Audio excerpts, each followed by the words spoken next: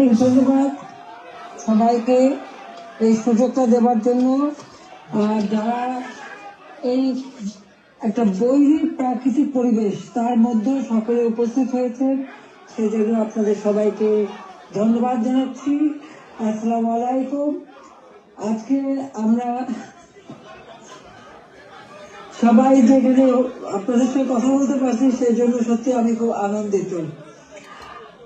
আমাদের বিজয়ের মাস ডিসেম্বর, আমি সবাই চলে চলে যাও বিজয়ের মাস, এই বিজয় মাসে আমি আন্তরিক শুভেচ্ছা জানাই সবাইকে। আমরা অন্তত এটুকু বলতে পারি